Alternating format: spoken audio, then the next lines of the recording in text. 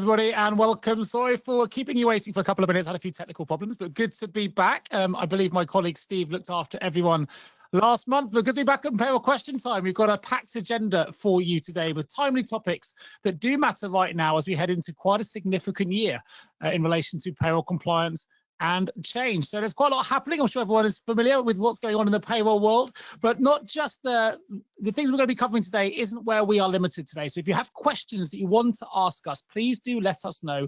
We will ask this wonderful panel in real time. We're going to be talking all about the regulatory landscape, how that's actively shaping payroll teams and the way they work. We've obviously had the Employment Rights Act 2025, which has now become law, and its phased rollout is already affecting payroll considerations this February. So you're in a good place if you have any questions. Alongside that, we've also seen the national minimum wage increase, new student loan repayment thresholds, and updated employer guidance from HMRC's February employer bulletin, which reinforces the need for payroll readiness, which is why we have an expert panel with us today. Before I introduce them all, there's a couple of things I want to do if you're new to the show. Number one is, please, if you have any questions, drop them in the questions box. We'll ask those in real time. There will be one poll today. That's your opportunity to give us your input, and we will, of course, comment on those results and publish them live on today's show. We are recording the session, so you will receive a copy of the recording after the show, so you don't need to be busy writing loads of notes.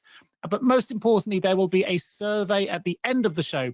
That's your opportunity to let us know what you think of today's episode, but most importantly, to let us know what you want us to cover in next month's edition of Payroll Question Time. Now, last but by no means least, before we begin, I'm going to read out a quick disclaimer, which you can see on the screens in front of you. It just says the presentation does not provide definitive answers to individual queries, and in some places takes views on matters which are uncertain. It is not intended to be relied upon in any specific context or as a substitute for seeking advice, legal or otherwise, on a specific circumstance, as each case may be different.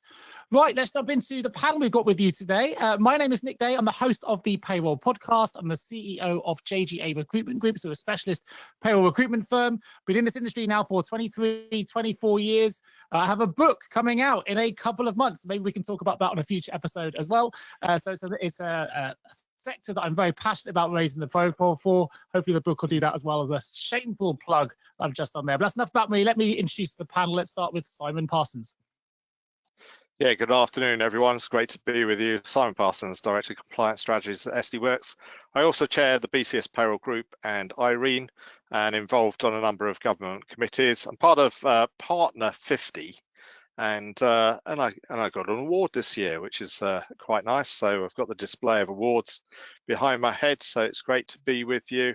And we're running our series of getting ready for 2026. And I'm sure we'll come back to that a little bit of time. But anything we can do to get the industry up and ready in the right direction would be great. Absolutely. Now, for anyone of our panel, we've got 95 people have joined us already today. If any of you have a question, I challenge you to be first. Put it in my questions box. We'll get to that in just a moment. Let's move across. Karen Thompson. Good afternoon, everybody. As always, delighted to be here with my fellow colleagues here. I'm Karen Thompson. I am head of the payroll service line at Armstrong Watson, whose head office is based in Carlisle. So I live in Cumbria, Scottish borders. Like Simon, I'm in the Partner 50 category as well, which I'm very proud of. I'm a CIPP chartered member, and I look forward to hopefully being able to help the listeners on this webinar today. Fantastic. And last but by no means least, Mr. Richard George. Hey everybody, Richard George. So been in payroll far too long, like my colleagues. Done pretty much every job all the way up to C-suite within payroll, and also a member of the board of V100. Fantastic, fantastic. Well, let's dive into today's discussion topics and let's let everyone know what we're going to be talking about today. We're going to be talking about the Employment Rights Act, payrolling. There's going to be our poll in the middle of that as well. We're going to ask you a question to give us your answers to. Employer PAYE online, preparing for the New Year reminders, and any further questions as well. We want to answer those in real time. So please do start filling up the questions box. First one has come in so far. I love it, Joanna. You're giving me an opportunity to plug the book. The first question, what's your book called, Nick? It's called The Payroll Pivot. It's from Invisibility to Influence, and it's due to be published at the end of March. I've written it. I'm in the proofreading stage. And I should just add that every single one of my panel members gets a mention in the book because it does feature many of the experts that have been on the Payroll podcast. So please do look out for it. I'm sure there'll be some marketing materials that follow. Yeah, it's called The Payroll Pivot from Invisibility to Influence, and I'm super excited to get that out. There you go. It wasn't even it was a genuine question that I felt you, as panel members, you wouldn't mind me taking on. But let's jump into the first topic for today then. It's the Employment Rights Act. There's a new website. There's lots going on, lots of consultations, lots of other things happening behind the scenes. So Simon, I wondered if you could take us away. Yeah, I'll start off with some of them. So the Employment Rights Act was passed from memory the 18th of December, November. See, my memory's getting a bit thin on that one now, but mainly changing to industrial action and union rights. Further measures came in last week, 18th of February. Now we get a number of actions coming into play on the 6th of April, and then we've got another load in October, and then 2027. But if I look payroll focused, some of the other panels may want to go back to some of the other aspects. Payroll focused, the significant ones are changes to statutory sick pay, day one rights to parental leave. There are extensions to paternity pay for those in bereavement cases where the mother has died, etc., or the primary adopter, and other protections that start to come into play. The other things we've kind of got to look forward to, they're not there yet, but they will be starting to impact us as rights to unfair dismissal, etc., being dropped from 2 years to 6 months. So actually that will start impacting people who have been taken on soon now, because that's anybody that's 6 months before 2027.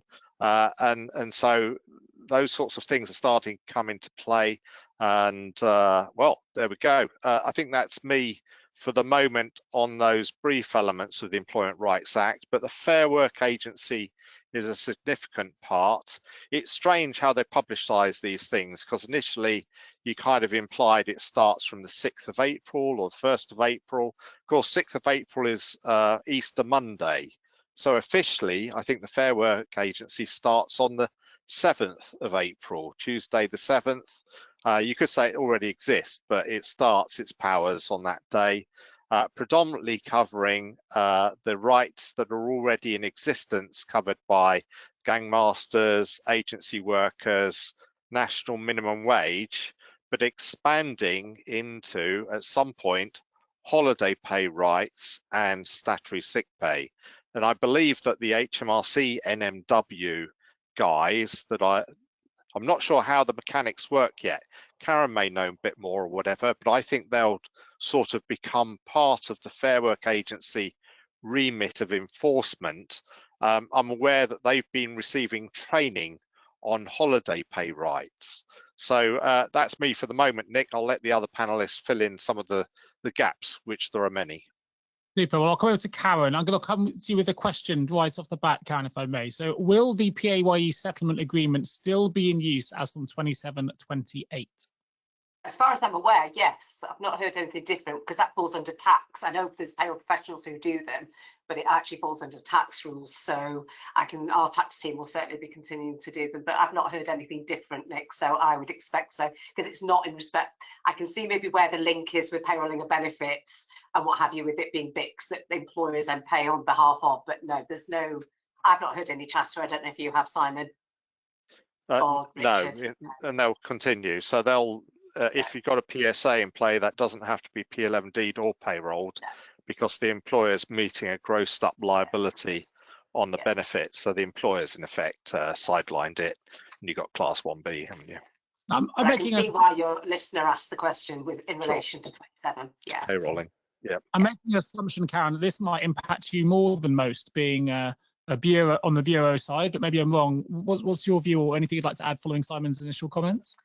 Well, I mean, there's, I say, the statutory sick pay. I mean, obviously, we've talked about that. The transitional arrangements are published, but there's still that one, to my knowledge, that we're waiting on, which is with the lawyers. Have you seen anything come through yet, Simon? But this is where somebody. Yeah, I think it's settled.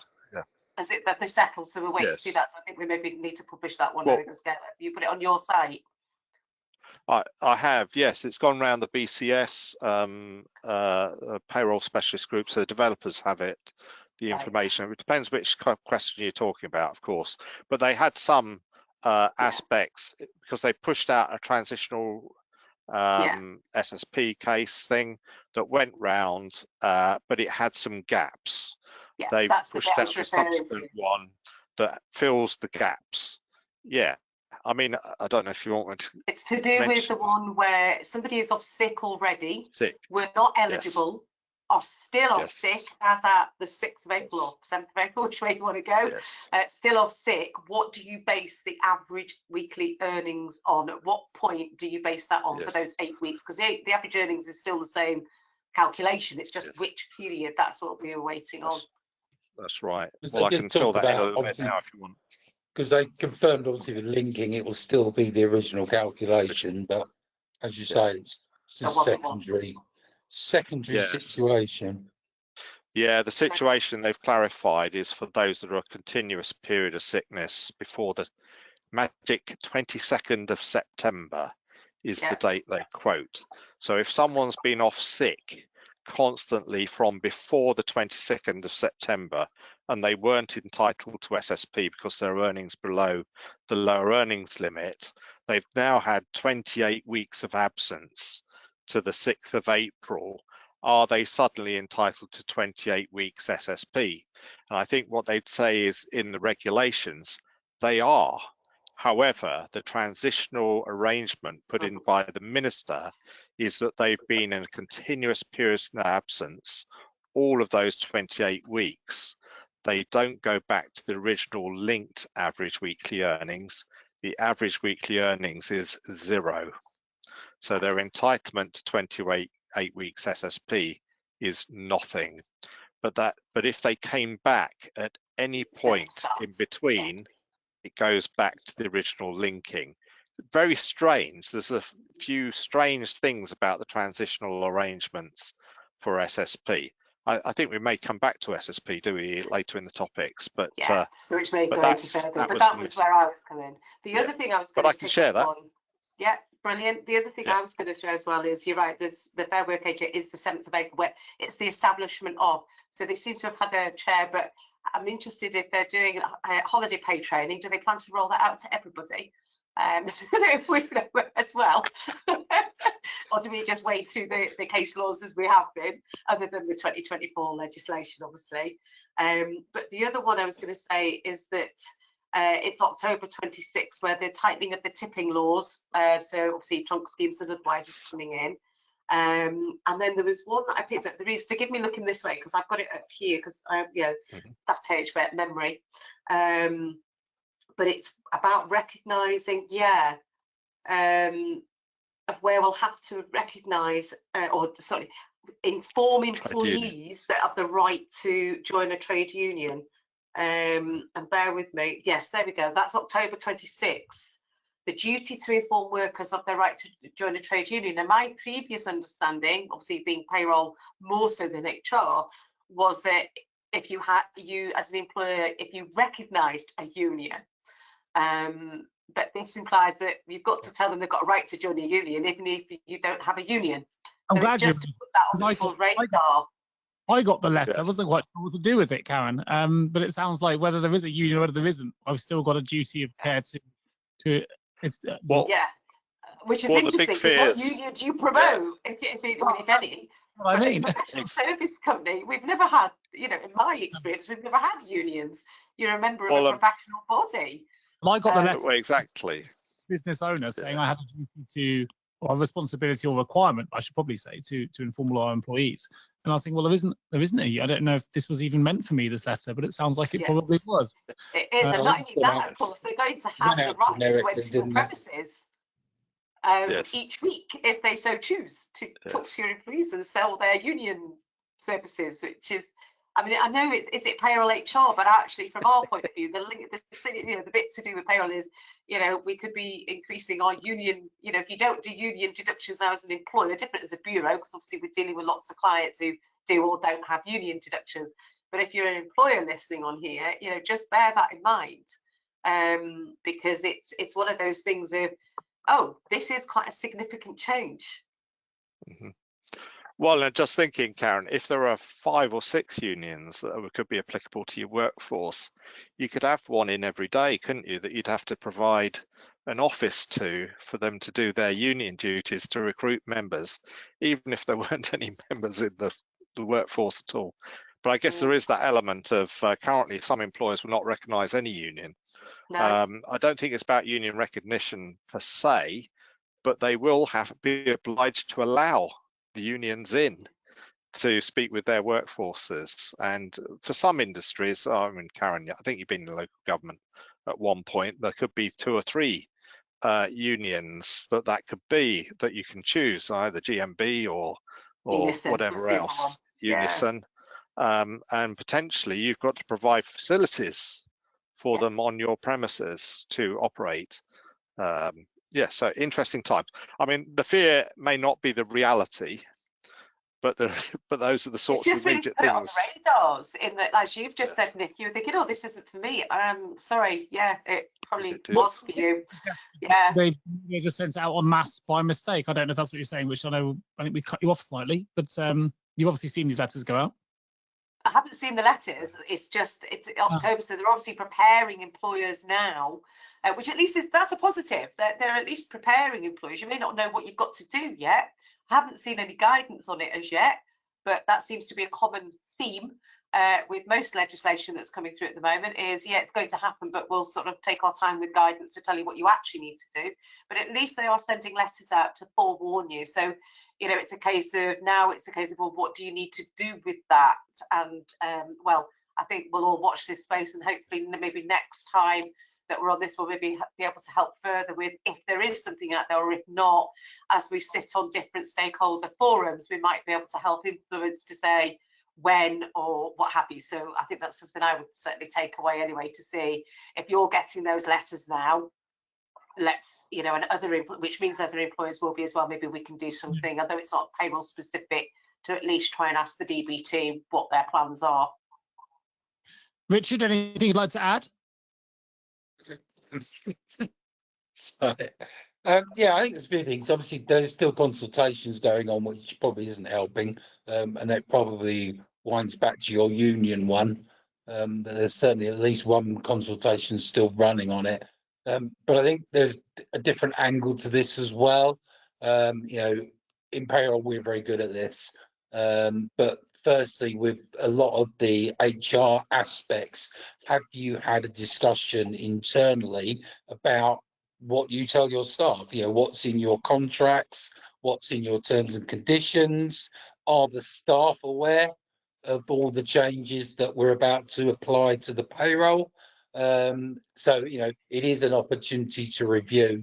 Remember as well, there's some of them that are regional, so don't forget also, if you have anything in Northern Ireland, there is alterations to bereavement there that are fairly substantially different to those here in Great Britain. So I think it's just a matter of firstly understanding the impacts. As I said, we may be on top of the sickness in payroll, but how many questions have you had from staff? Have you asked the staff to what their view of it is, and do they understand it? But also, as Karen quite rightly said near the start, we're going to have sort of tranches of change through to 2027. 2027, some fairly significant ones. We're looking at areas such as obviously shifts. We're looking at areas such as zero contracts, and it's probably going to come around quicker than you think. So if you're not already, if that's something that's going to impact you, looking at those items, it's probably time to start, because again, it could be fiscally quite impactful on a number of employers. Okay, well, we just had a question pop in, so I'll come back to the panel here. It says, hi, salary sacrifice into a pension scheme and discretionary payments. We wish to pay a one-off recognition payment to our employees. Can employees put it into their pension via salary sacrifice if the pension scheme allows, and as long as they give up the entitlement before they are due to receive the remuneration? Someone has queried if this is allowable, as it is a discretionary payment, so no contract to amend, so it doesn't meet the second condition that HMRC stipulates. Well, it does if they agree to it, because that will be the contractual amendment. So you can have it that they opt for that to be the case in relation to that payment. That is the contractual change. All right. So, Okay. but you're right. Sometimes people fear they have to make that choice before they know what the money is. No, they have to make that choice before the money is due. So it can't be retrospective. So you can't say, oh, by the way, you paid me £2,000 last month. I meant for you to put that into the pension through salary sacrifice. Can you now do that? You're too late. But if they knew that they were going to get 2,000 at the end of the month, and they elected and were given the option to contractually vary that by agreeing to it beforehand, then that's an employer contribution. They didn't receive a penny in remuneration at all. It's just top up the employer contribution into the pension scheme. Fine. Yeah. In fact, that's traditionally payroll. You could just pay it directly in. You pay could it straight in. Ditch the payroll. Correct. That's Yeah, traditionally where salary sacrifice started. Yeah, you've got to watch the phraseology. You often get them called AVCs, and they're not. I've had enough, and we'll get our wallpaper out in a second, Simon. Sure. But I've bashed my head against the wall often enough that this is not an employee voluntary contribution. It is a further employer contribution to the scheme. So phraseology is very important. Are there any limits to how much, if they could already be at their pension contribution limit, or there are no limits? Oh, I mean, if they're reaching their lifetime allowance of that lot, but that would be for the individual to make that decision, not for the employer to determine if they paid that in, would that meet those lifetime allowances or the annual allowance? That's not for the employer. I would suggest that is most definitely for an individual, because they could have all sorts that's going in and out of pensions. So it's more about, as Simon said, I don't want you to give me that money, can you put it into my pension? Effectively, they've exchanged something to go into pension, so that's why it doesn't have to go near the payroll. We only put stuff through the payroll because it's on a monthly or a week or whatever regular basis, and it's just a bookkeeping exercise effectively. Yeah. And I remember the days it's Bill Streeter that came up with that smart idea, wasn't it, that allowed that, Simon? So you go back a long time, and it was just for almost journaling, because otherwise, if people actually got their annual salary, they just wouldn't have that chunk, and it would just go into pension if you didn't have payroll as we know it. And for clarification from Simon's point, so really they don't need to be the contract they need is an agreement from the employer to say, yeah, we're happy. From the employee to the employer. He and have to agree. Yeah. Yes. And that really, can be a the other aspect obviously is because it's coming from additional pay, there should obviously be no impact on national minimum wage. Just as a question, would you expect the payroll leader to go and have that conversation with the employer, or would you have the employee go and have that conversation with the employer directly? What about doing it? They should probably approach, the employee should approach the employer. I'd suggest payroll people should probably stay a little bit away from it if you can help it. It's a difficult area. I mean, I'm a qualified pension trustee, Nick. As such, as a qualified pension trustee, I cannot give individuals pensions advice. It's forbidden. And the only people that can give pension advice to individuals is an independent financial advisor or the pension scheme. So we as payroll professionals are actually excluded from giving pensions advice. It would be unlawful for us to do so because it's regulated activity, which seems strange because I think our natural attitude is I know the answer, so I'll give it. Well, as a pension trustee that knows the answer, I cannot give it. Does that make sense? It's actually sorry. Is that what I thought the situation was? But I was thinking of the semantics of it. If you have an individual you know, on the front line, who's many sort of levels removed from the person that's able to give this level of authority, and the payroll person comes back and says you need to get that authority, it actually could be quite a bureaucratic process to get the right person to sign it off. It would make more sense, I was to say, for if the employer is announcing the payments, to offer it as an option. Yes. Yeah. So can we as payroll professionals get involved in what should the company do in relation to individuals? I think, yeah, there's an option here that they could actually sacrifice this stuff. When it gets down to the individual level, there's kind of a arm's length sort of thing. Give them the option, the choice is theirs. If that makes sense. But can we as payroll professionals get involved with the design of salary sacrifice scheme and arrangements? If you know the subject, absolutely. But I would suggest you work with the HR team, because they would do any amendments, not to contract, but if they are normally you're entitled to X of some kind of remuneration, I would expect then the employee to say, oh, can I put it in pension, for HR to confirm you've chosen to put this into your pension, not receive it. So that's why payroll wouldn't even know it was even happening, in effect. The HR you would have to liaise with payroll to make sure they could do that, or tax, whoever. Anything left to add here? Because I know we've got 111 people probably keen to jump into the payrolling section. If we're good to move forward, let's jump there. Anything to add, Simon, Karen, or Richard? No, I don't think so at this stage. Yeah. So Series 3, Episode 5, or is it 6, the latest in HMRC? Who are the benefit providers getting ready and starting the project? Simon's having a good old giggle here, so let me kick off with you, Simon. Tell us more. Well, I don't really know where to start. I'll probably say Nick. So we know that payrolling is happening in April 27. What we still don't know is how, and that's the challenge. But I don't think we have to wait for the how. We can be getting on with the project already. And what am I talking about the how? At the moment, there was a spec issued in April 25, another spec issued in November 25, and the instinctive position of both those specifications is they're a load of nonsense. I mean, be blunt there. I don't think many would disagree with that either. They're absolutely ridiculous because what they seem to have done is lift and drop P11D, not mandated payrolling in those specifications. But I could say don't worry about that too much. Actually, it's a concern and it's been risked, and that will be presented to HMRC. So those discussions are ongoing, and we don't know what the answer is yet on what that is. However, let's assume payrolling is going ahead, hence why it's called a sort of Series 3, Episode 5, or is it 6? It's just we're in a little bit of a confused state as an industry on how things are going to happen, but I think we know they are going to happen in some form or other, or work on that basis.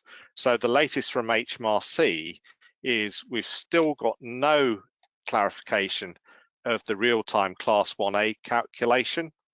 We don't know if that's individual, group, how, what. Is it across the PAYE scheme? Is it FPS, EPS? We've got a design with it in the FPS, but the calculation isn't employee. It's PAYE scheme calculation presently. How is that changed? Don't know. And then we've got this sort of, oh, you can estimate and correct. And then we've got a P60 deadline date that applies to us in payroll, and a separate payrolling deadline, which is later. How are you going to do that in payrolling? So you're allowing us to adjust values for something that needed to be on a P60, which is earlier. So there's all those sorts of things. So you'll find some people talk about this month 13 or end of year adjustment. And there's an element of great desire. How? And I think the answer at the moment is we don't know. And I don't think HMRC know. But what we do know is they want us to payroll benefits from April. If that is mandation of the current, we've been doing it since April 2016. So it's 10 years old. It'll be 11 years old when mandation comes in. If it was mandation of that, straightforward. If it's mandation of what they've currently proposed, then there is some risk that we're going to have to build in screens and panels into software for private planes, timeshares, and precious metals, when all of your workforce has is medical and cars. But you'll need to build in all the other stuff because it's in there. rather than being a selected item. They have their own unique identifiers. That's what's being resisted by the software development community at the moment, is to say, why are you designing it this way? This is really inefficient. Plus, you've given us a reporting design without giving us a business process design of what payrolling is. But if we assume it's like it is now, but there'll be a little bit more granular data, that's fine. But the fear is they're wanting so much granular data that many of you know that perform P11Ds. P11Ds aren't done overnight. They're done over the preceding months up to the annual filing. Do they really want us to do that 52 times a year on a weekly payroll? And if they do, we're heading for madness. If they don't, then great, let's get ahead and get on with it. But at the moment, we don't know the answer because they aren't answering the question. Some may say that's a bit of an unfair portrayal, but that's the portrayal I'm going to give. And I think I should add, I was there when you got the bulletin first time, and we did a special episode on this on the Payroll podcast. So people are interested in catching Simon at his most angriest. Do check out that episode on the Payroll podcast. It's around PBIX, and it was some interesting announcements. Already, Simon. You got your wall. I'll just bash my head against it.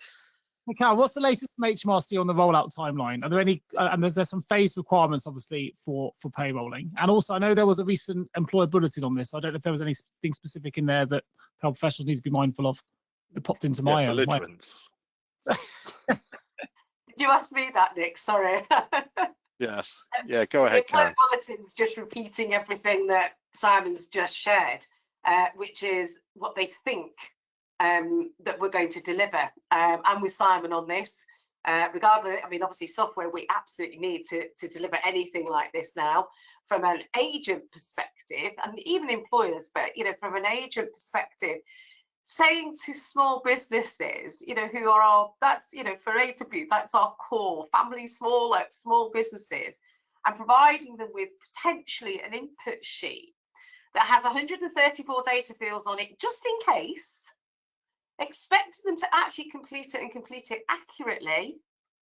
Goodness knows what we might get back and in what field, and of course we'd be looking to import it. You know, I think, you know, Simon used one where I'm using car crash about to happen.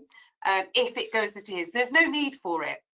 There may be a need as far as HMRC is concerned, which is they'd like to make their compliance and whatever else much easier. So let's just ask the employer to provide us everything, and then we might have something in the background that will help us pick which employer we may or may not do a check on. I mean, you know, it's the only reasonable explanation I can think of as to why they would want all this information, because they don't get it now.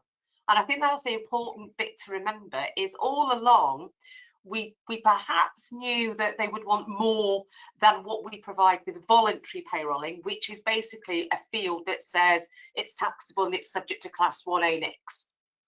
That's basically it. So we might have components that make it easier on a pay slip for employees and so forth. But actually, when it goes to HMRC, it's lumped together. So even then we thought, okay, P11D, if it's got the items, but somebody raised a really good point of late, if it's subject to class 1A and tax, why does it have to have a separate box? It's just subject to class 1A and tax. Why not just have a box that says that's what it is? Why do they need to know what it is? I mean, it's bad enough that you know what car's on and know what colour it is. I mean, who cares? But clearly HMRC or government wants statistics, as they have done for years ago. But I won't pipe on that one. We tried to argue that years ago. But, you know, other than cars, why do they need to have all that? So had it been even every item on the P11D, we could have thought, okay, we understand that. But maybe it's not. For the unions coming in to make sure that staff have access to the airport lounges and the who knows? Yeah, I must know who that employer is. Yeah, I wanted to know who that is. You know.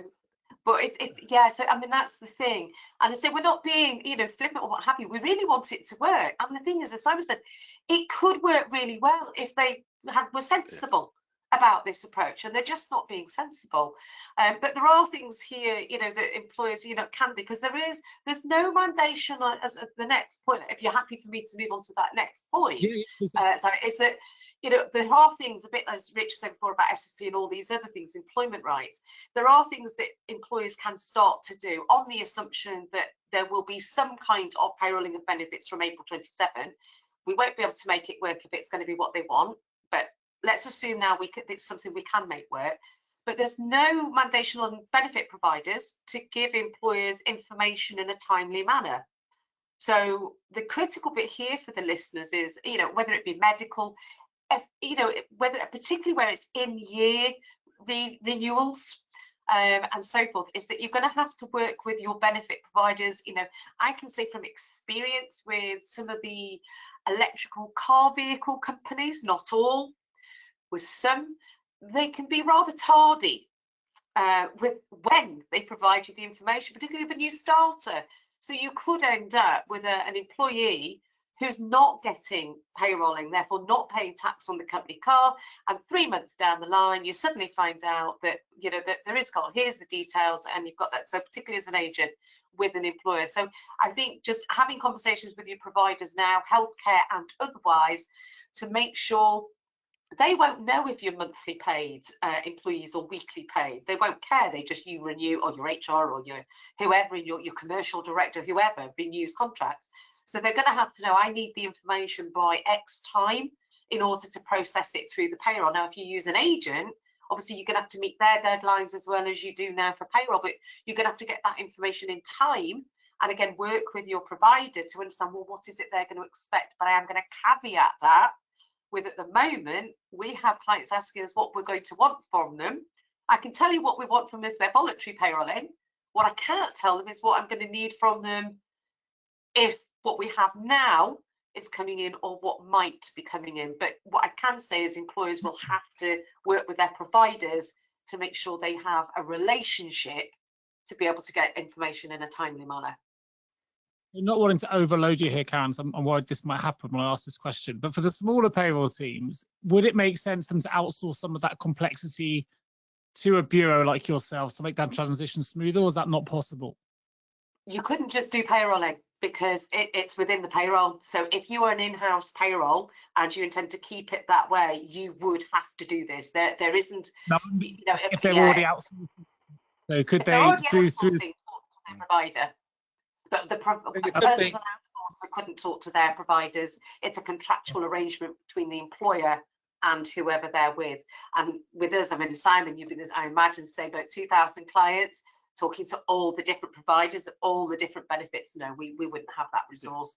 It's for us, it would be the employer. That could be 600 different suppliers providing 600 different formats of data. I'm trying to get an understanding of the complexity that's involved here. It's quite a lot. So Richard, you're about to come in with something.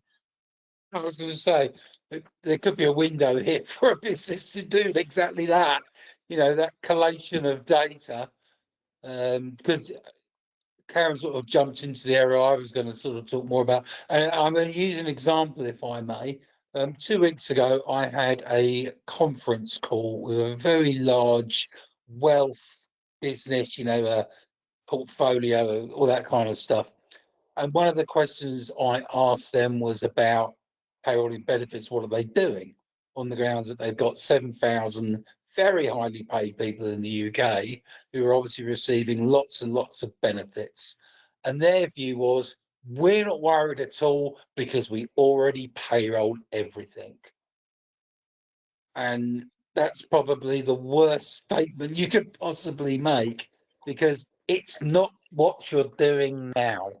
The difference between the two is significant. So it's one of those, don't hide behind the fact that you're voluntarily payrolling for the requirement that you might possibly have once it becomes mandatory because of the data collection, etc., that's going to be required, and obviously the variation that you might already have in place for when you're getting that information. So Karen was very, very right. It's about, for an employer at the moment, even though you're a year away, is getting yourself in order as to your suppliers, their ability to supply to you. What are they going to be able to supply to you, or what are you going to have to tell them to supply to you? Because this isn't something that can be left till January, February next year. Okay. I was going to jump in though again, Nick, if I may. Go on. when you said about service providers, just to throw this out there, it's not Oh, a I've for lost you. now. Oh, you got me now? Yeah, go, Karen. Oh, sorry, I pressed pause by mistake. My apologies. What I was going to say, throw out there is it doesn't mean that because we couldn't do these things now. This is all providers, not ourselves. But with AI and API links, data lakes, all of these things, it's not to say that something couldn't be done in the future. But I will say, providers can be a bit archaic, like pension providers. So it would have to be. So payroll may have the will, but we need other parties to play ball. So just I'm loving the drawing of the swords of payroll versus those archaic pension providers out there. Love that. Other battles that we had. Well, They're still translating into pounds, shillings, and pence, Nick. If you were advising a payroll team then that hasn't even started payrolling yet, clearly there's some out there as big as 7,000 employees, which if I'll ask each of you to give me a step, what would be the first 3 steps you would give to those organizations? Let's start with you, Richard. First step, then Karen second, and Simon, you give the third. What's the first step you take, Richard? Well, if you're not payrolling at all, it's breaking down what you currently are doing. What are you getting? Who's providing it?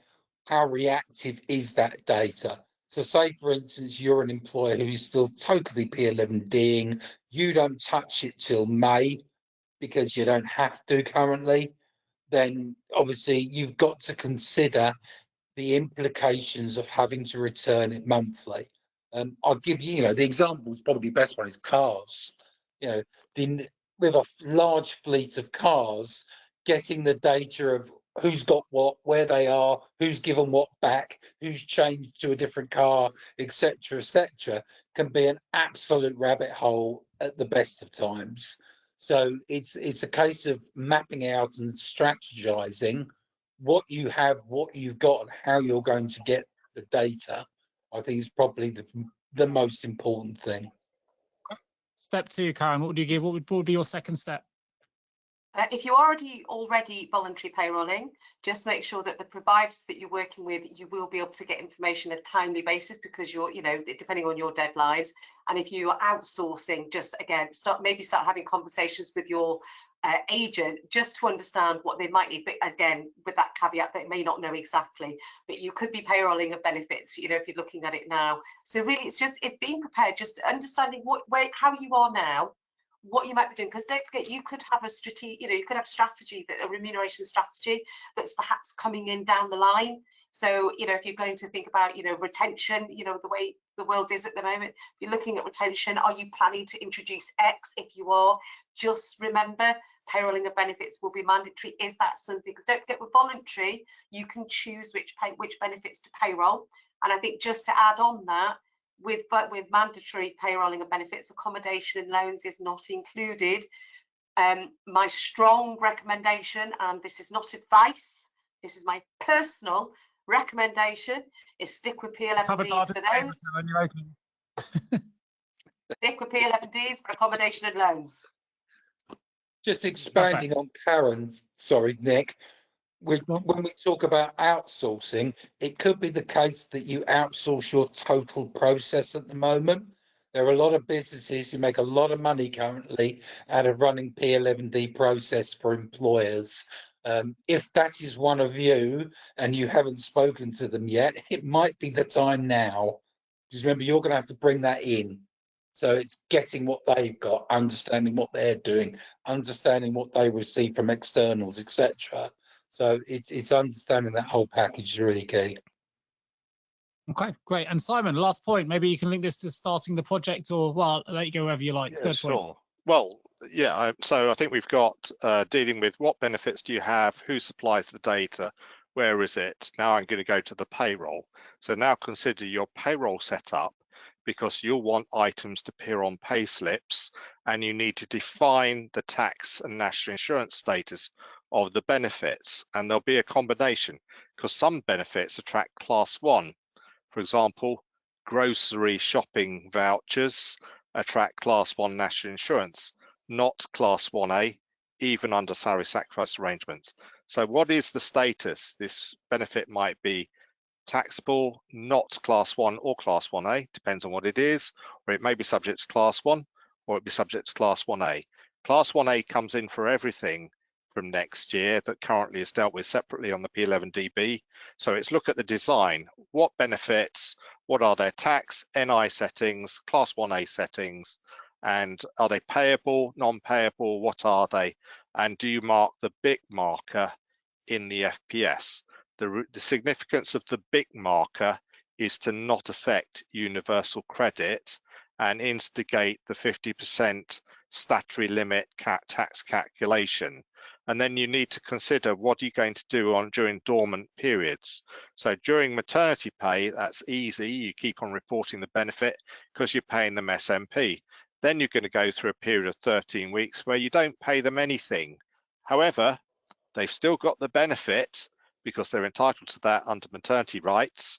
So you still need to be reporting the increasing taxable gross earnings, but there will be no tax collection because the 50% limit would have been breached, and so the tax liability will be zero. But HMRC want to know they've still got that £200 worth of car tax to collect each month as an earnings value. The other aspect is thinking it's different. So payrolling then has overlays. So for example, lots of benefits are provided via salary sacrifice, and things are benefits provided by salary sacrifice.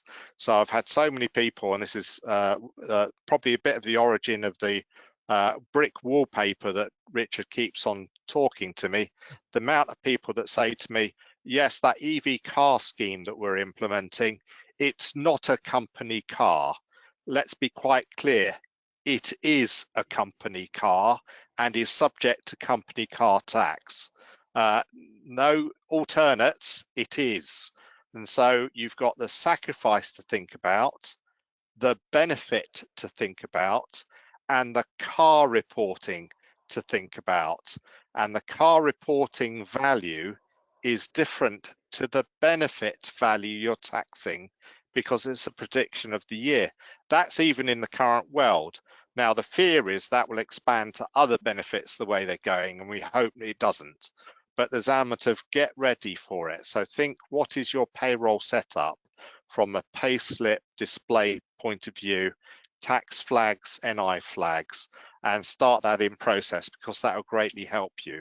The reporting aspect, which is what we've only seen a design of so far from HMRC, we're hoping to fight a lot of that. That's not primary concern. That's a result value. Get on with the payroll setting considerations for April 27. And I'd probably even say, I know it's a bit late because we're in February, if you can go for 26, go for it, but your timeline's really fine now. But it's much simpler for this year. But if you can, go for it. Registration closes on the 5th of April 2026, 1 minute to midnight. The number of clients that come to us occasionally, the 15th of April, saying, oh, by the way, it's 2 weeks to payday, we just want to switch on that payrolling thing. Have you registered? No, you can't. You need to have done that before the 5th. So it's just that sort of consideration.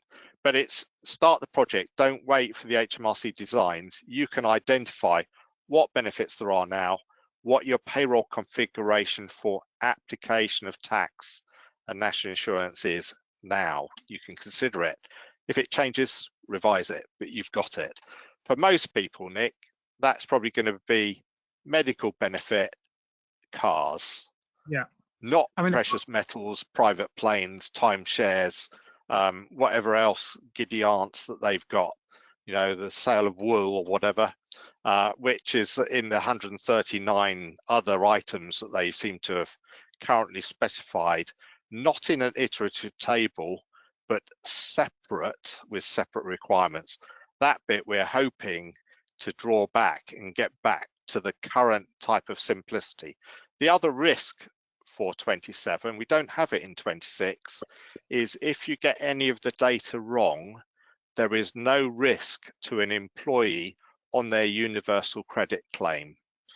But currently in the specification for 27, if you get any of the data wrong, your entire FPS file for everyone will reject.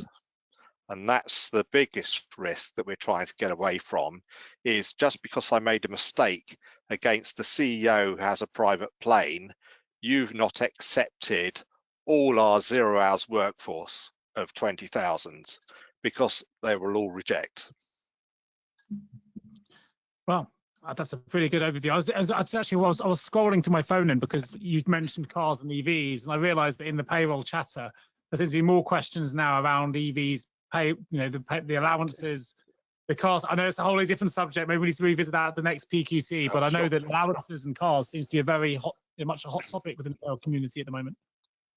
Well, it may be worthwhile reminding people that the taxation on EV company cars goes up 33.3 recurring % in April. So the current liability on company car is 3% of the list price.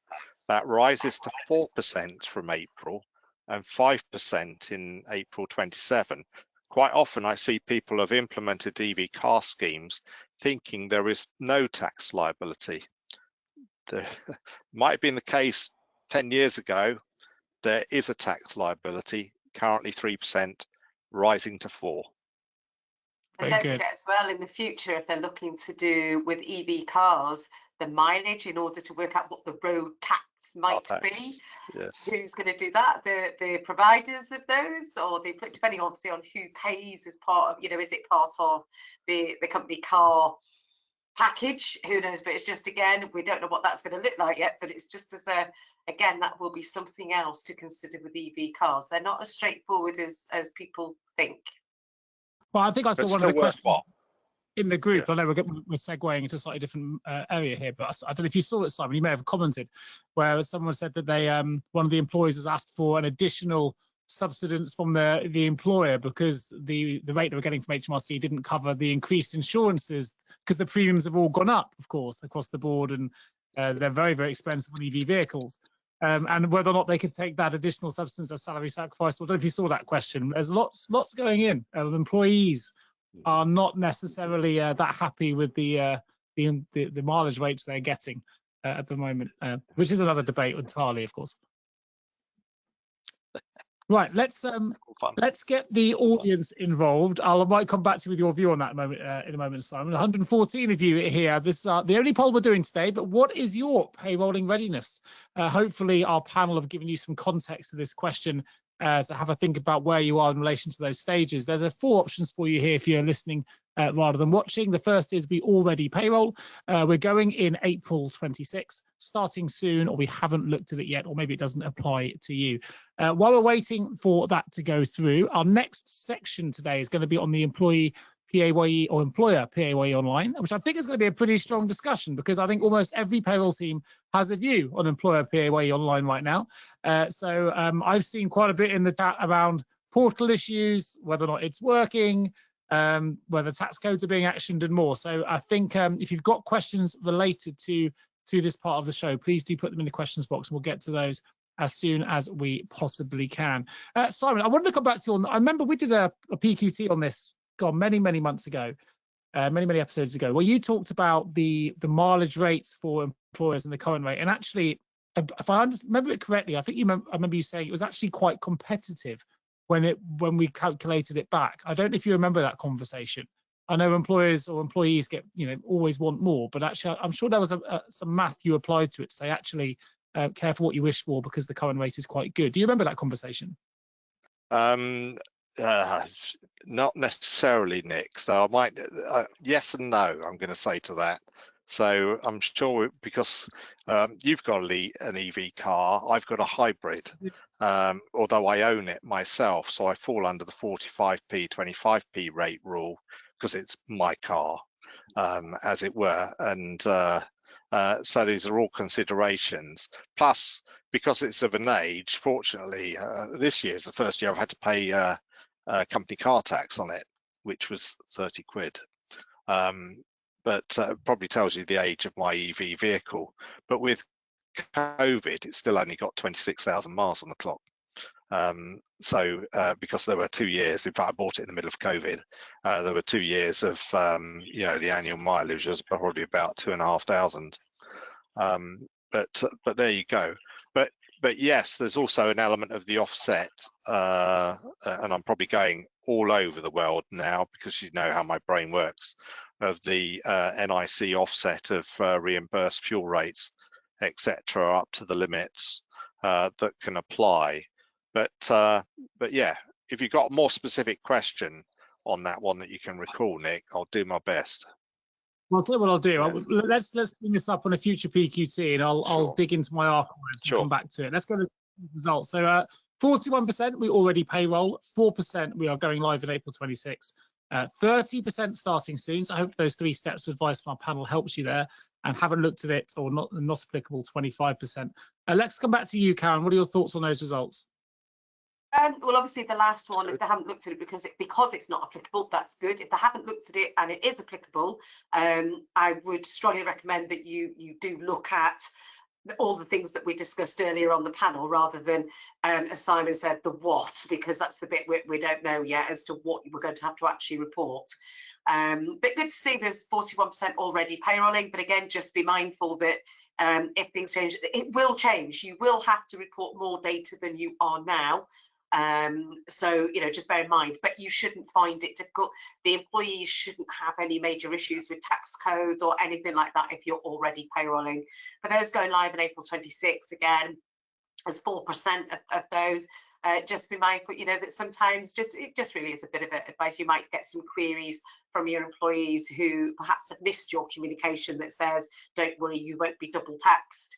But yeah. So yeah, starting soon. I'm not sort of quite sure if they're starting soon. Does that mean starting to look at it, or you know, thinking about it? As say, Simon said to register, but I just wanted to put something there. If you are going to register right up to the 5th, bear in mind tax codes do take some time to be amended, and if you use an agent, make sure you have a discussion with them. Very good advice. Right, let's jump into employer PAYE online. Let's start with the obvious. Is it actually working as it should right now? Let's come back to you, Karen. I'll start with you today. Yeah, give us a bit of a working overview of the current issues perhaps you're having and whether or not it's working as you'd like it to.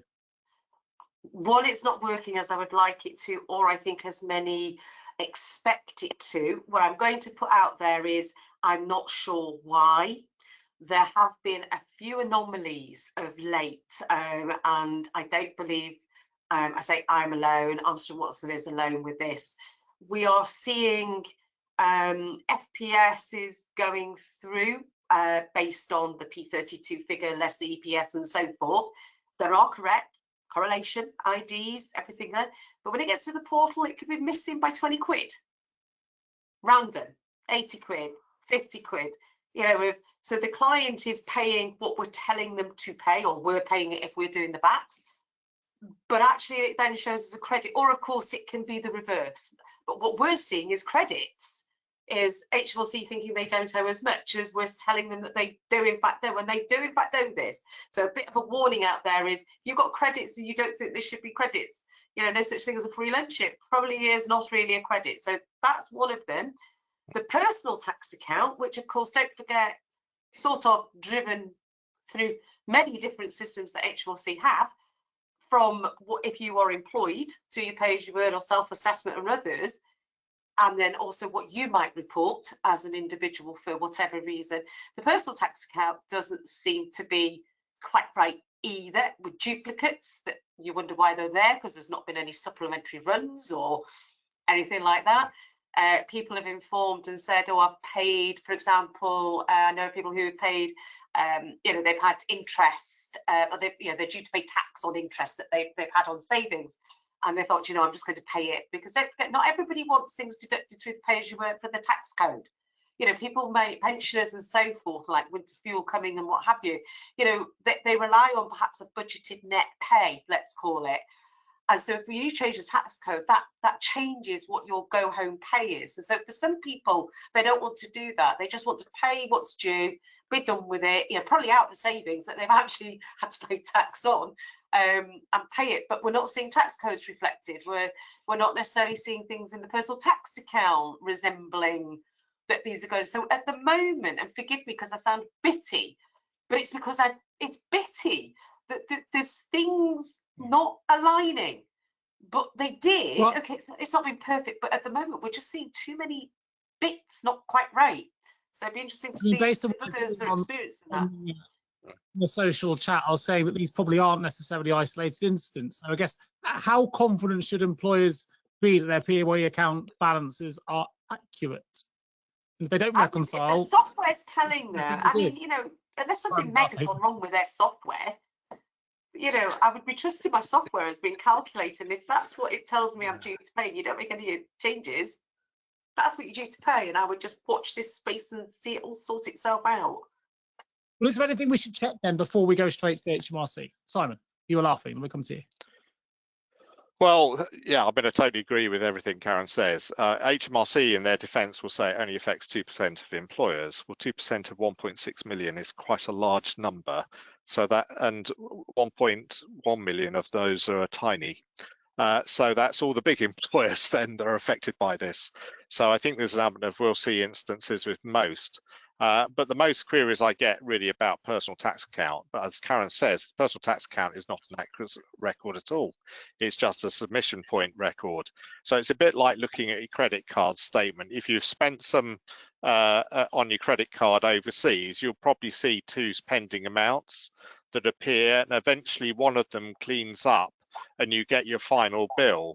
The personal account doesn't do that. It shows you all the pending accounts and then the final amount, and the pending ones never disappear. So it looks really confusing. And you'll see employers getting queries all the time. The big challenge for us as employers and payroll professionals is you can't give tax advice to individuals. You may be regulated to do so, and you may have to soon anyway. So even if you do, I doubt there's anything you can do about their personal tax account. It's impossible to. And I know lots of people are getting calls from employees saying, the HMRC say we've done it wrong, you have to remove the duplicate.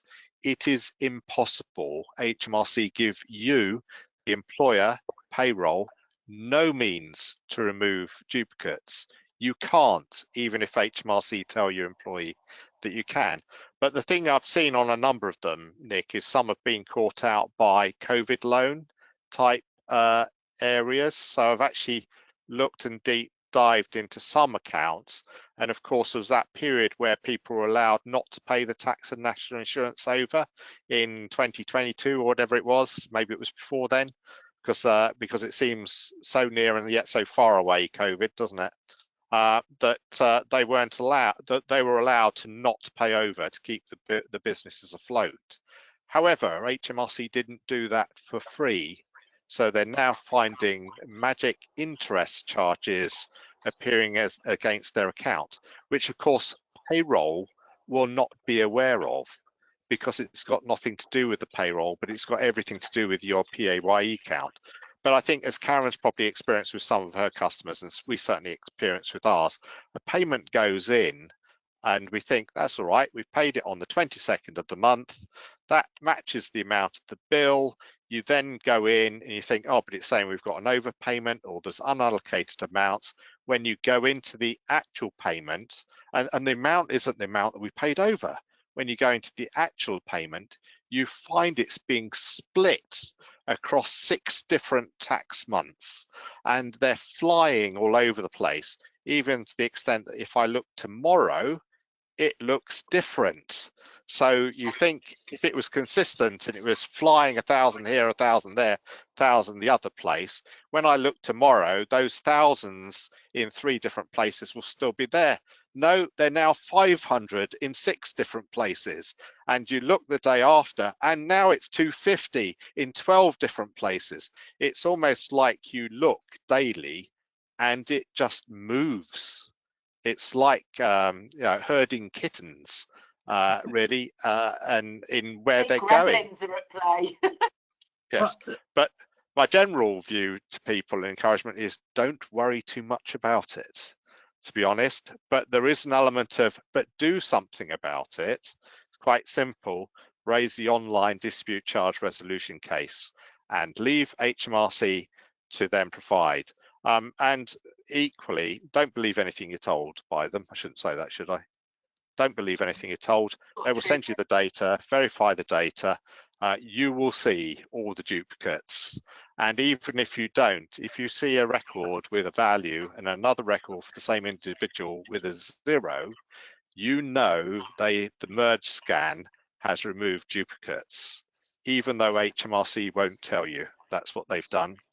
And that could change from sharing of files from period to period. It just happens. Tend to not worry. I'm with Karen. If the payroll says pay that amount, pay that amount. But watch out for interest, because I have seen some people, they paid it on the 22nd, that was a Sunday, the credit was the 23rd. You've now got 3 days interest because the payment was due on the 19th as you're late. Payment has to be with them by the 22nd. And as well, I was going to say as well is, don't forget, it's not real time. It's real time for the employer, but it is not real time. So where Simon was saying, and you do, I mean, because it isn't our responsibility as an agent to be responsible for the employer's pay as you earn account. You know, that is an employer, you know, but we obviously, we try and sort of say, hang on, something's not going right. But you can see it one day and then it moves. But if you don't forget as well, there's going to say online, you know, you can only do it online now. The client does this, you know, for dispute. But don't forget, all of a sudden, as Simon says, it all just makes itself all just go away and they won't have told you a thing. So nobody writes to you or goes online and say, oh, we're very sorry, there was a problem and we've sorted it now. No, it just disappears. And the employers, when you use an agent in particular, give a little, I'm going to say, make a plea, give a bit of leniency here, because we'll go and say we didn't do anything. You know, but they think we either were miracle workers or we must have done it wrong, like HMRC said, and we fixed it, and we'll have done neither. So it's just, you know, again, it's, you get people say, but I've made my payment and it's not showing. Yeah, it might not show until HMRC's, you know, call it, you know, if they throw water on the gremlins and they've gone berserk. Some kind of time continuum with HMRC. They say they answer all their calls in half an hour, but every time I try, it's at least 2. So I think there's something that probably shifts between their version of time and our version of real time.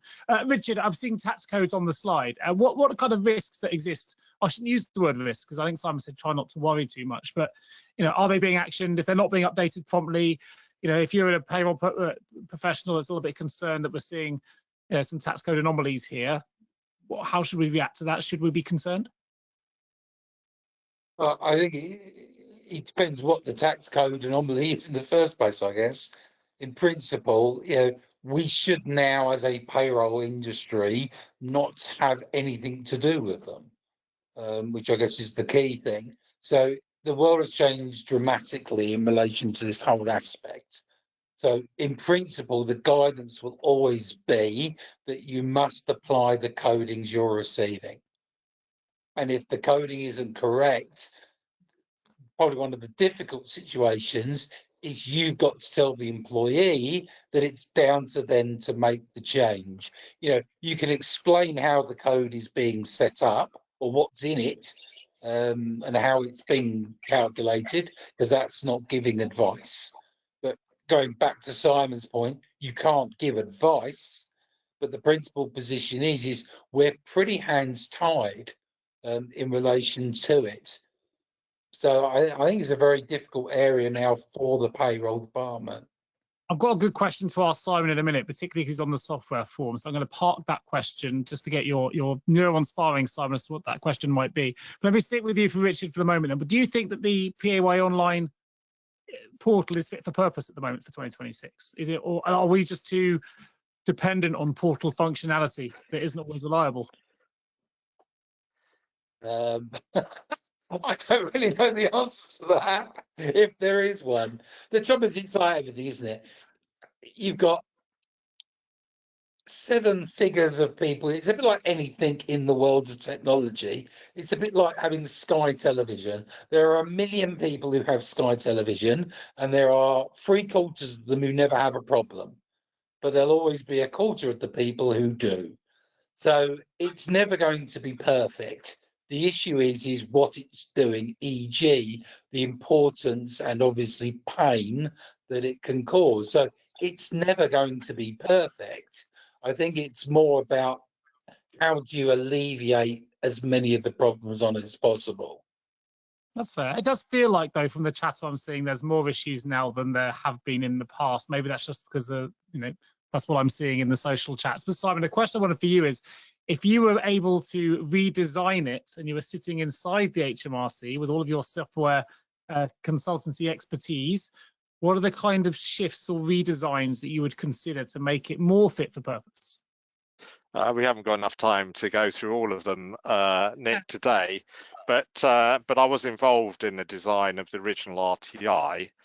Some will say, "Oh, well, it's your fault then, Simon." My response to that is, should have seen it before I got involved, because it would have been far worse.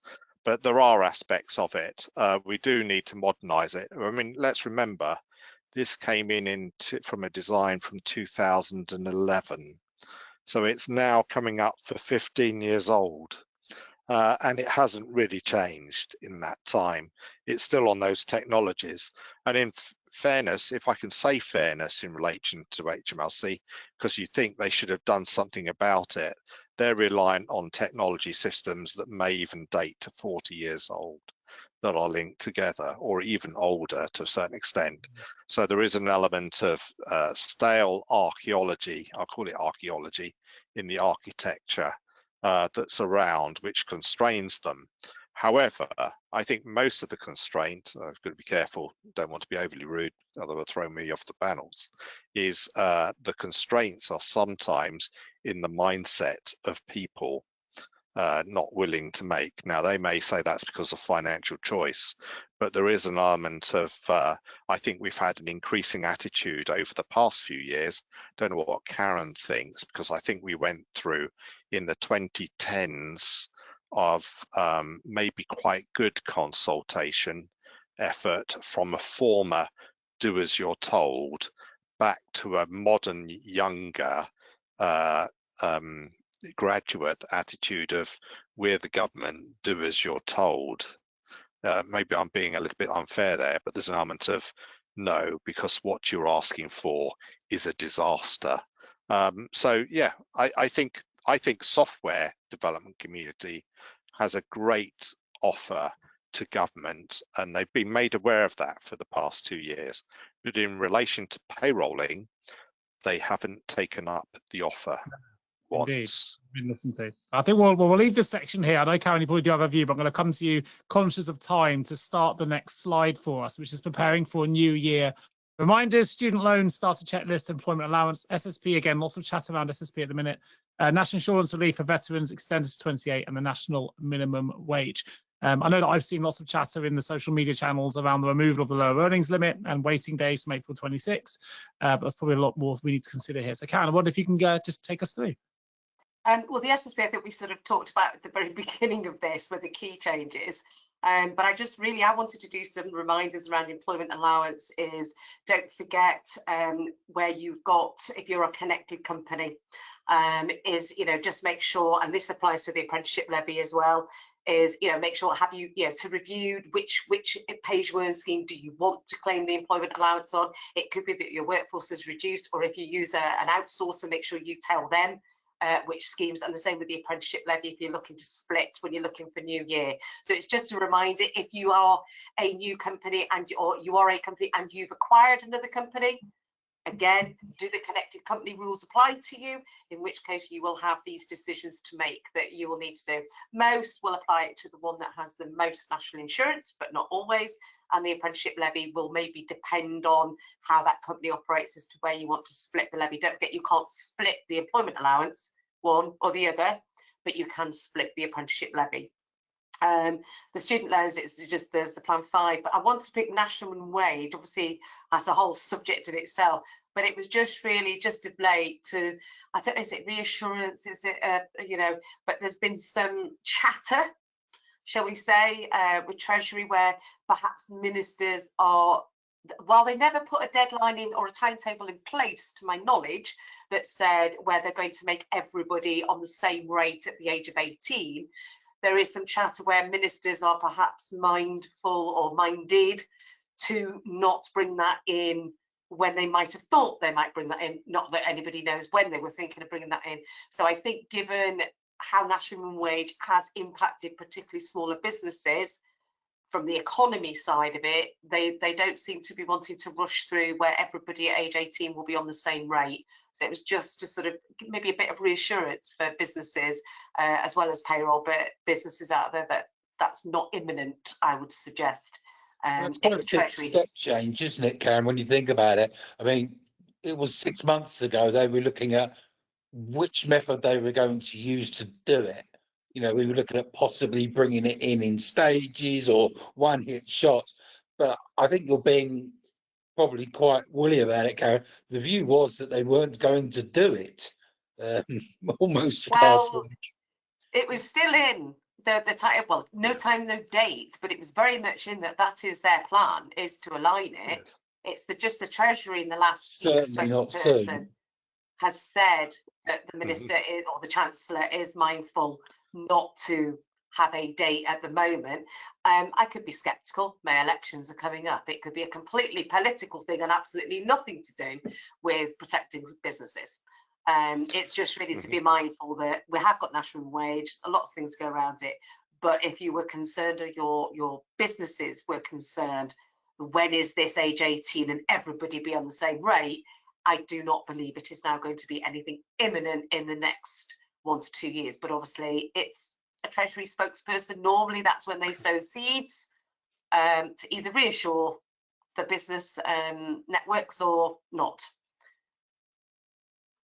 Simon? Well, yeah, I'm saying there has been a change. Well, statistics today out because it's one of the newsworthy statements is the fact that the NEETs count has now exceeded 1 million. So that's those school leaver age that are not in employment or in education or training.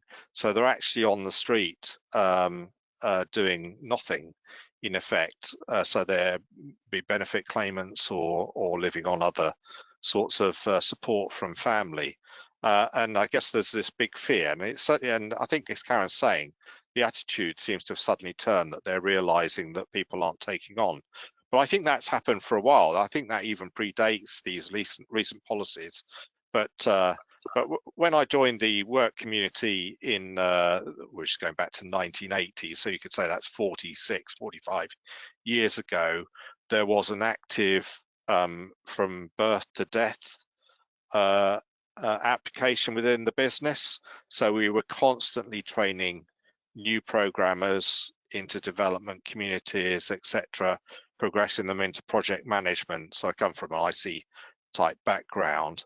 The reality is when graduates leave university with IT skills, where do they go? Because no one is taking on trainees. They're all looking for experience.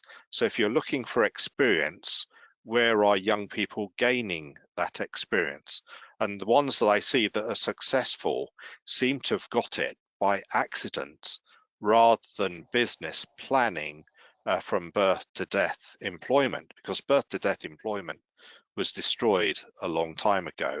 And I think that is affecting to the extent, and you could say, well, our young people were getting experience by taking underpaid jobs, if we talk in that sort of blunt terms, with adult rates anyway.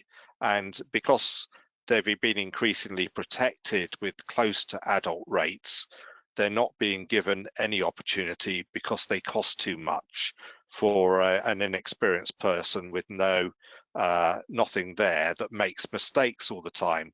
So why would you take them on? And I guess that's the fear. But I think society-wise, you go into Simon's philosophical views, is we need to go back to planning from birth to death. As parents, what are my children going to do when they when they leave school or graduate? Fortunately, they all have got jobs, but I think there are some where you go through that period of thinking, what are the grandchildren going to do? Because are they all going to want 20 years experience when they turn 18 before they'll give them a job? And we have gone a bit that way. I don't know what you see, Nick, on the training area and recruitment, even in payroll. I mean, we've got the apprentice scheme, which is great. It's a concern, right? I mean, the latest unemployment figures was at 5.2%. It was one of the highest, I think, in about 5 years. Obviously, that's not for youngsters. Interestingly, on Monday, I'm doing a talk at UAE to the MSc students about a career in payroll. But that's the MA in Business Studies course. And the reason they're pulling me in is because there's a lack of opportunities in more traditional pathways. So I'm going in to do a talk to say, okay, you've got your master's in business. This is the opportunity and the pathways that exist in the world of payroll. And you don't necessarily need a master's in business to go into that pathway, but the reality is there aren't the opportunities these graduates are having post-qualification that they can move into. And that's been backed up by a lot of research. I read some research I've got here. There's been a sharp drop in graduate vacancies. Less than 10,000 openings were posted in early 26, which is a record low. And it's a real labour market challenge at the minute for those that are coming out of university that want to find opportunities. And you have to think that, the good news is some universities like UAE are being, quite proactive at hopefully getting someone like myself in to just open up the horizons of where you may want to go into. And we certainly need that expertise coming into the payroll industry. But I think it's a concern. And as you say, people are looking for experience. If there's no benefit or cost saving to be had in taking a different route, it does make it that much more challenging for people. But a lot of the decisions being made don't make a lot of sense to me. So that's probably something separate. I would take your cynical angle, Karen, around the mayor rather than anything else. That's probably the way that it's led me to think. But I think it is concerning. I think it's difficult. There's a secondary here as well. I mean, yeah. You made me think of youth training schemes, Simon, when you started talking about how it used to be. But also student loans is the other net effect. So allegedly, because I heard it this morning, there is due to be a statement during the spring statement around changes to student loan repayment, because there is this enormous concern with such a large non-working NITS force that they're just compounding interest on money that they're not repaying. So all the time that people aren't working, their student loans are going up, if that makes sense, because of the interest. It is, but the other thing is universities getting prohibitively expensive on the other side as well. So they come more and more debt because every year more and more. Yeah, of course, I forget, but it's getting more and more. But every year somebody leaves university and they're not working, they are compounding further debt, which they've got to pay back later in their life. And obviously with the Plan 5 now, which is the new one that's come in, that's obviously making the changes, it's 40 years rather than 30.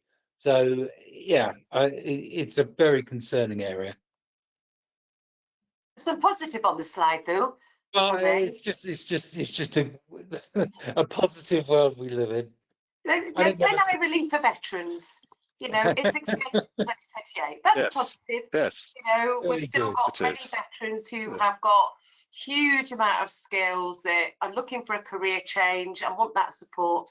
At least there is an incentive there to do that. And of course, apprentices is another route as well. I know it's not on the slide. So just to put a positive spin on things, I could be a negative ninny. And it hasn't rained in Durham for 3 days. There's a positive. That is positive. And while we're on positivity, don't believe you. With only a few minutes left to go, there's more positive. The SD Worx has created a wonderful 2026 payroll legislation guide. It's free to download. I'm going to put a link in the chat in just a moment. It helps all of our listeners to stay ahead of the April 26 payroll changes. It is of course, led by the experts, legislation experts, people like Simon, that they have they're creating all the research behind the scenes, and it's also prepared with insights from the UK. That's what I've got here. It covers everything from key updates employers need to know, including major SSP reforms, confirmed student loan thresholds, national wage changes, and what to prepare before the new tax year. So I'm going to put that link in the chat right now for those that are interested in it. Obviously, you can find it as well at SD Worx' website. But while I'm doing that, I have a question that's coming from Jashim. It says, employment allowance claimed this month, but software adjusted this to 10.5k with month one. So current month P2 is not aligning. How do I solve this issue? offset it against your prior liability. The employment allowance goes back to April, is a tax year allowance, and so it will now have offset for prior periods that you didn't assign it for. So suddenly you've got an extra credit against those months. I think it's just note it, but it's not unusual. Going back to Karen's comment about people realizing and assessing their employment allowance for April, and this is probably illustrative of it, we're finding that lots of our clients had not read or realized that since the 15% secondary NI pay bill, NI liability came into play, that the restriction on employment allowance was withdrawn. So there's a number of payroll people I'm talking to, and they say, oh, but we're not allowed to claim it because our whatchamacallit is over £100,000. That's gone. Any employer can in effect claim it. So there was one particular client we spoke to last week. The query was about something else. It was just we were looking at their EPS submissions because they were looking at something else. It's sort of, you're not claiming the employment allowance. Are you part of a group? No, we're not part of a group. We used to be, but we're not anymore.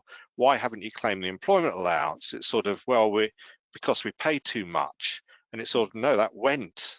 So they suddenly got £23,000 back because just by ticking that one box. So equally, there's an element of make sure you're not claiming it when you're not allowed it, but equally remember that you may well be able to claim it where you went through a period of 4 or 5 years where you couldn't. So pretty much everybody gets it, but only one in the group. I was going to say also for anybody who onboards clients, if you're an agent yourselves, what have you, is ask that question, because we've come across a few with onboarding where we say, oh, have you got other companies? Because obviously you could be running a payroll for one, but not for the other. And they say no, and say, well, our bookkeeper or whoever, not just specifically bookkeepers, but whoever said we couldn't have it. So if you are an agent yourself and you are onboarding new clients, it's a question to ask, because they may not have claimed it for years. Yeah, they may be delighted with you because it's totally wiped out their fees to you as a new take on. And it's sort of, oh, well, so we weren't paying more, we've actually got back money. But it's true, if you tick the employment allowance, it's going to look as if you've had it all year. Good. Well, great question, and we love those questions coming in. So that sparked some interesting conversation, which is great. Well, we're almost at the end of today's episode. I've just put a couple of other links in the show notes. We've got next to us in the chat if you want to have a look at that. A couple of podcasts being released by some industry heavyweights. We've got a podcast with Karen Beckett, which is Inside the Evolution of Modern Payroll and Leadership, and an episode with Stephen Abbott's Why Payroll is the Most Underrated Function in Business. So you may not be familiar with either of those individuals, and if you aren't, I would recommend giving them both a listen. They've been in the industry, I think, combined between them for about 80 years. Stephen's celebrating over 50. So it's a really, really interesting episode if you're interested in the evolution of payroll in particular. Available on YouTube and on your favorite podcast app. And I highlight it because you will also find this episode on the Payroll podcast as well. We always repurpose the episodes into both audio and video on YouTube and your podcast app. So do check it out if you want to hear this again, or you missed a question, or you want to run through something that's one of our panelists said, it will be repeated on that. And of course, you'll get the slides of today's episodes at the end of the show as well. Just leaves me to say the next payroll question time that currently is scheduled for Thursday, the 26th of March. That may change, I think, because it falls alongside another meeting with HMRC. So watch this space. Keep an eye on the sdworks.co.uk/PQT for the dates. At the moment, we've penciled in for the 26th of March, but that date might change. However, register for it, and you'll always get the slides. You'll always get the follow-up surveys that we send out, and you'll always be involved. So whether you can make the date or not, it's worth getting your registrations in early.